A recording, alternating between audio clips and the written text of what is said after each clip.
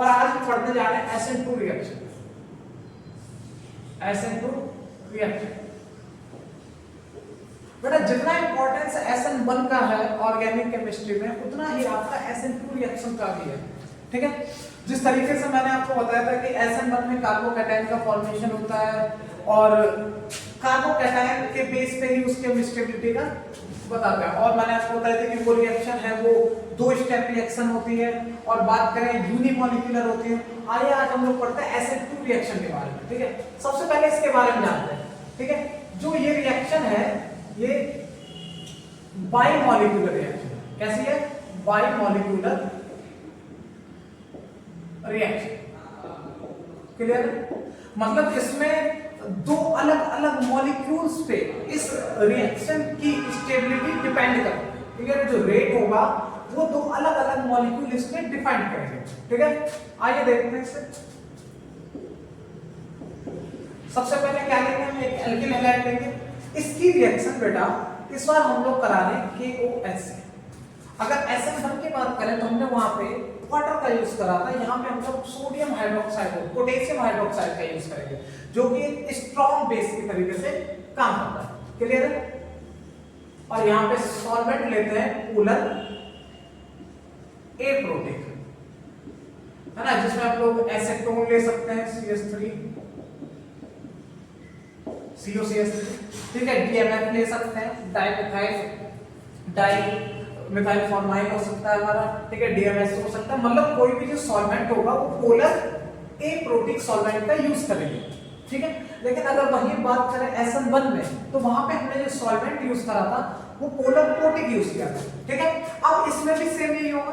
ठीक है, यहां से ये बॉन्ड हमारा टूटता नहीं है बेटा, इस बार ये बॉन्ड हमारा टूटेगा नहीं, इस बार ये बॉन्ड हमारा वीक हो जाएगा। ठीक है, वीक होगा। इसके जो 4 इलेक्ट्रॉन होंगे हैलाइड पे शिफ्ट होंगे। पूरी तरीके से तो इसके इलेक्ट्रॉन नहीं लेके जा पाता है, ये इसके कुछ पार्शियल इलेक्ट्रॉन, लगभग ये समझो कि 80% जो बॉन्ड है वो ब्रेक होता है। ठीक है, तो इस पे जो चार्ज आता है वो आएगा हमारा 10 नेगेटिव और इस पे आता है 10 पॉजिटिव। मतलब जो ये बॉन्ड है पूरी तरीके से ना टूट के, ठीक है, अभी भी धीरे धीरे ये इधर से टूट रहा है। ठीक है, और यहां से हमारा न्यूक्लियोफाइल जनरेट होगा। अब भैया न्यूक्लियोफाइल से तो क्या चाहिए? यहां से न्यूक्लियोफाइल को वेट करता है कि यहां से ये निकले और मैं जाके इस पर अटैक करूं, और यही हमारी SN रिएक्शन होती है, सब्स्टिट्यूशन, न्यूक्लियोफिलिक रिएक्शन, न्यूक्लियोफाइल का सब्स्टिट्यूशन होता है। ठीक है, लेकिन जब बेटा ये यहां से अलग ही नहीं हुआ है तो ये न्यूक्लियोफाइल कैसे अटैक करेगा? ये न्यूक्लियोफाइल कैसे अटैक, क्योंकि अभी ये बॉन्ड वीक हुआ है, ना कि पूरी तरीके से टूटा है। तो बेटा जो SN2 रिएक्शन है इसका जो ये बेस हमने कैसा लिया था? Strong base. इसको किसी भी, ठीक है, इसको किसी भी न्यूक्लियोफाइल के निकलने की जरूरत नहीं होती है। ठीक है, ये कहता है आप यहां से धीरे धीरे हटिए, हमको कोई दिक्कत नहीं है, हम जाके डायरेक्ट अटैक करेंगे। ये किसी के निकलने का वेट बिल्कुल भी नहीं करता। ठीक है, और डायरेक्ट अटैक करके क्या करता है? Formation of alcohol. ठीक है, तो यहां से ये बॉन्ड धीरे धीरे निकलेगा, उससे कोई मतलब नहीं है। जैसे ही यहां से निकलेगा और ये पीछे से क्या करके अटैक करके बना देगा तुम्हारा अल्कोहल। ठीक है, मिथाइल अल्कोहल। क्लियर है? तो ये है आपकी SN2 रिएक्शन। ठीक है, कौन सी? SN2 reaction. ठीक है, जिसमें हमने स्ट्रॉन्ग बेस का यूज करा है। ठीक है, स्ट्रॉन्ग बेस क्या करता है? वेट नहीं करेगा इसके निकलने का, डायरेक्ट अटैक करेगा और बना देगा हमारा अल्कोहल। यहाँ पे जो हमने एल्किल हैलाइड लिया था वो 1 डिग्री लिया था। ठीक है, तो SN2 की बात करें तो 1 डिग्री एल्किल हैलाइड ज्यादा स्टेबल कंपाउंड बनाता है। ठीक है, उसका रीजन क्या है वो हम लोग आगे पढ़ेंगे। ठीक है, आज इसके मैकेनिज्म के बारे में पढ़ना है थोड़ा सा। ठीक है,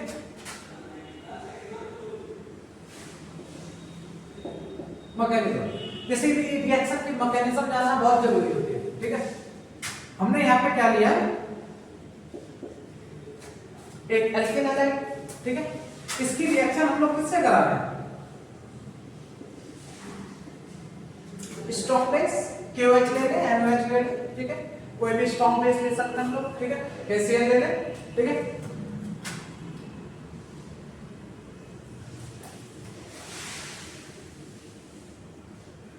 सबसे पहले यहां से मैंने आपको बताया कि ये बॉन्ड यहां से वीक होगा और इसके कुछ इलेक्ट्रॉन इधर शिफ्ट होंगे और यहां पे आ जाएगा डेल्टा पॉजिटिव, क्योंकि पूरी तरीके से तो गए नहीं, तो पार्शियली इलेक्ट्रॉन शिफ्टिंग हुई, तो यहां पे क्या आ गया डेल्टा निगेटिव।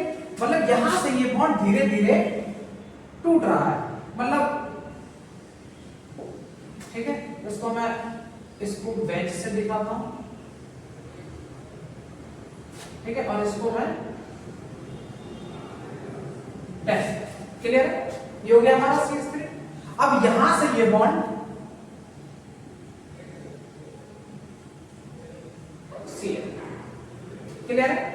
तो मतलब ये बॉन्ड यहां से धीरे धीरे टूट रहा है, पूरी तरीके से नहीं अलग हुआ है, अभी भी ये बॉन्ड इससे जुड़ा है, धीरे धीरे अलग हुआ, ठीक है। तो बेटा जब यहां से ये साइड तो खाली है नहीं भाई, ये साइड खाली होगी तभी यहां से अटैक करेगा, लेकिन जो हमारा स्ट्रॉन्ग न्यूक्लियोफाइल है, मैंने आपको बताया ये किसी भी हैलाइड के हटने का वेट नहीं करता है।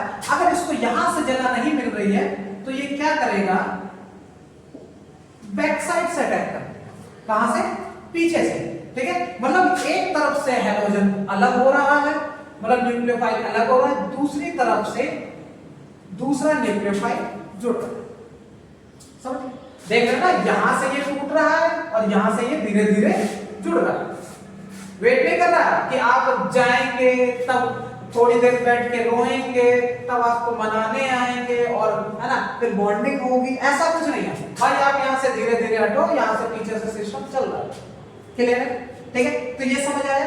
तो ये जो स्टेज बनती है इसको बोलते हैं हम लोग बेटा transition stage, transition state, clear है।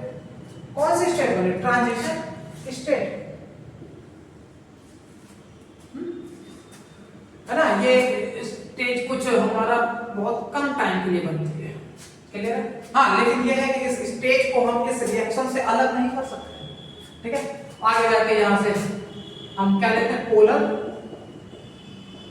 एप्रोटिक, और हमारा फॉर्मेशन हो जाता है, यहां से ये अलग हो जाएगा और यहां से हमारा जुड़ जाएगा CH3 और हम प्रोडक्ट। तो ये आपकी क्या है, SN2 मैकेनिज्म है, जिसमें आपने देखा जो न्यूक्लियोफाइल एक तरफ से धीरे धीरे अलग हो रहा है और दूसरी तरफ से बैक साइड से, ठीक है, बैक साइड से जो दूसरा न्यूक्लियोफाइल है वो अटैक कर रहा है, क्लियर है। मतलब one nucleophile is removed from the one side and the other one is attacked from the another side, ठीक है ना। इसमें किसी का भी निकलने का वेट नहीं हो रहा है, क्लियर है। तो ये मैकेनिज्म से आपको समझ आया किस तरीके से वर्किंग हो रही है पूरी, ठीक है, कैसे SN2 मैकेनिज्म कंप्लीट होते हैं, क्लियर है। चलो ठीक है, आओ देखते हैं जरा इससे कुछ पॉइंट्स देख लेते हैं, ठीक है। सॉल्वेंट इसमें कैसा यूज करेंगे, polar protic, polar aprotic solvent का यूज करा जाता है, उसका मैं रीजन बताऊंगा क्यों पोलर एप्रोटिक का यूज करते हैं हम लोग, क्लियर है, ठीक है। इसको रेस कर दो,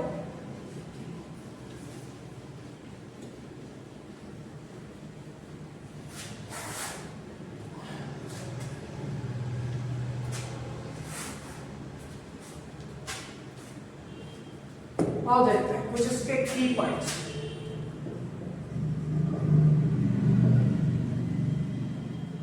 फर्स्ट, अगर इस रिएक्शन की बात करूं तो ये हमारी बाई मॉलिक्यूलर रिएक्शन है और one step reaction.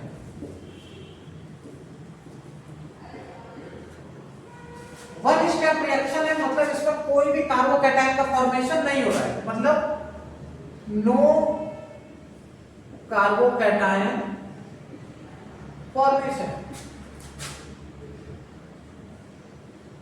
No carbocation formation. Stability is depend upon transition state, मतलब इसकी जो स्टेबिलिटी होगी वो हमें ट्रांजिशन स्टेट से पता चलेगी, और इस ट्रांजिशन स्टेट को हम किसी भी SN2 मैकेनिज्म से अलग नहीं कर सकते हैं, है ना, क्योंकि वो जो रिएक्शन का बीच का पार्ट है, मतलब इधर से प्रोडक्ट इधर बन रहा है तो बीच में कुछ समय के लिए ट्रांजिशन स्टेट प्रोड्यूस हो रही है, ठीक है। तो यहां लिख सकते हैं does not isolate TS in the reaction. Clear है? तो ट्रांजिशन स्टेट को हम लोग रिएक्शन से अलग नहीं कर सकते। क्लियर? अगर हम बात करें इसके रेट की, तो अगर रेट की बात करें, ठीक है,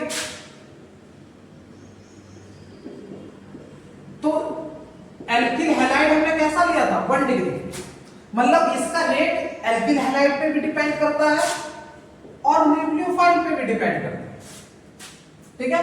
तभी तो इसको बोला गया बाइमोलिक्यूलर 1/2 सेकेंड ऑर्डर रिएक्शन। कैसे रिएक्शन बेटा? This is your second order reaction, ठीक है। It is depend upon both alkyl halide and nucleophile. Clear है? न्यूक्लियोफाइल स्ट्रांग होना चाहिए, वीक न्यूक्लियोफाइल इस रिएक्शन को कंप्लीट नहीं करा सकता है, कैरी नहीं करा सकता है, ठीक है। तो इसके कुछ फैक्टर देखते हैं जो इसके रेट ऑफ रिएक्शन को घटा या बढ़ा सकते हैं। Factor affecting the acid. तो सबसे पहला फैक्टर लेंगे बेटा हम लोग एल्किल हैलाइड।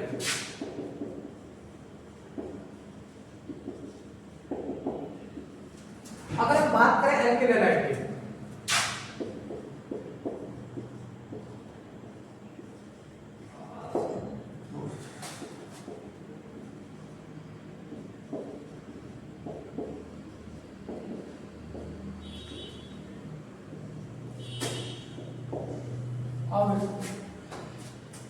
ये हमारा 3 डिग्री एल्किल हैलाइड है और ये हमारा 2 डिग्री एल्किल हैलाइड है और ये हमारा 1 डिग्री एल्किल हैलाइड है। अब अगर इसमें पूछे बेटा कि जो न्यूक्लियोफाइल है, ठीक है, SN2 के अकॉर्डिंग किसमें सबसे तेजी से रिएक्ट करेगा, कौन सी जो रिएक्शन होगी सबसे तेजी से फास्ट होगी। तो अगर यहां से ये धीरे धीरे निकलेगा, पूरी तरीके से तो छूट नहीं रहा है ना, तो इसको बैक साइड से अटैक करना। अब जब बैक साइड पे 3 इतने बड़े बड़े बल्कि ग्रुप लगे होंगे तो क्या न्यूक्लियोफाइल को यहां से अटैक करना आसान होगा है? अगर यहां से न्यूक्लियोफाइल अटैक करेगा बैक साइड से तो यहां पे क्या है, बल्कि ग्रुप ज्यादा है, ठीक है, मतलब यहां पे स्टेरिक हिंड्रेंस ज्यादा है, 3 डिग्री में स्टेरिक हिंड्रेंस ज्यादा है, जिसकी वजह से न्यूक्लियोफाइल यहां से अटैक नहीं कर पाएगा और इसका जो रेट ऑफ रिएक्शन है बिल्कुल डाउन रहेगा। 2 डिग्री में उससे थोड़ा सा कम, 1 डिग्री में अगर आप देखेंगे तो यहाँ पे कोई भी पीछे साइड कोई भी ग्रुप नहीं होगा और जो न्यूक्लियोफाइल है वो आसानी से अटैक कर जाएगा। तो जो 1 डिग्री होता है वो ज्यादा स्टेबल होता है देन 2 डिग्री और 3 डिग्री से। रीजन क्या है? ड्यू टू स्टेरिक हिंड्रेंस, ठीक है। स्टेरिक हिंड्रेंस की वजह से जो 1 डिग्री होगा वो ज्यादा स्टेबल होगा 2 डिग्री और 3 डिग्री से। इसीलिए हमने वहां पे जब एल्किल हैलाइड लिया तो वो हमने 1 डिग्री लिया था, है ना, क्योंकि बेटा 1 डिग्री में स्टेरिक हिंड्रेंस सबसे कम होता है और ये सबसे ज्यादा स्टेबल होता है, ठीक है। सेकंड देख लेते हैं, लीविंग ग्रुप। मैंने आपको बताया था बेटा SN1 में बताया था कि जाने वाला जितना आसानी से निकल जाएगा, ठीक है, उतनी अच्छी रेट ऑफ रिएक्शन हो जाएगी। तो ठीक है, तो हमको पता है कि जो बल्कि ग्रुप है वो इजीली निकल जाते हैं, है ना। तो रेट ऑफ रिएक्शन की अगर बात करें तो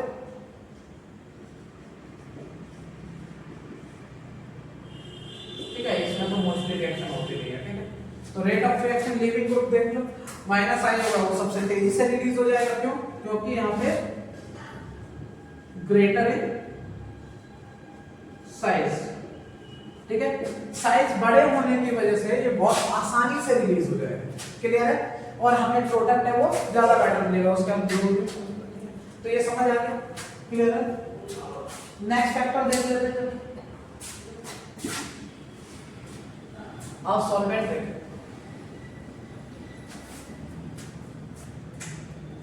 अगर सॉल्वेंट की बात करें तो सॉल्वेंट होगा हमारा पोलर ए प्रोटीन। बेटा बॉन्ड को वीक तो बनाना है हमें, इस बॉन्ड को वीक तो करना है, ठीक है। तो वीक करने का काम किसका होगा? पोलर डाइलेक्ट्रिक कांस्टेंट वैल्यू होगी जो इसके इलेक्ट्रोस्टैटिक फोर्स को कमजोर करेगी, ठीक है। उसके बाद क्या इसको हमें घेरने की जरूरत पड़ेगी चारों तरफ से? नहीं, क्योंकि ये अलग ही नहीं हुआ है। और जब ये अलग ही नहीं हुआ है तो इसके हमें रोकने की जरूरत ही नहीं है, मतलब यहाँ पे प्रोटिक सॉल्वेंट का यूज ही नहीं है। तो इसीलिए हम लोग सॉल्वेंट यूज कर रहे हैं यहाँ पे कैसा? पोलर एप्रोटिक, ठीक है। जिसमें हम लोग किस किस का यूज करेंगे? एसीटोन, DMF और DMSO एसेटर। क्लियर है? ये बात समझ है? देखो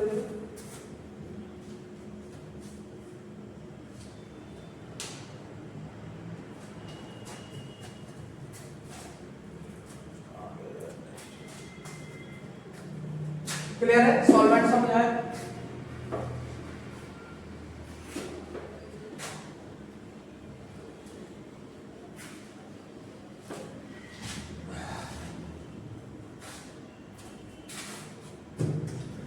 नेक्स्ट फैक्टर है हमारा न्यूक्लियोफाइल।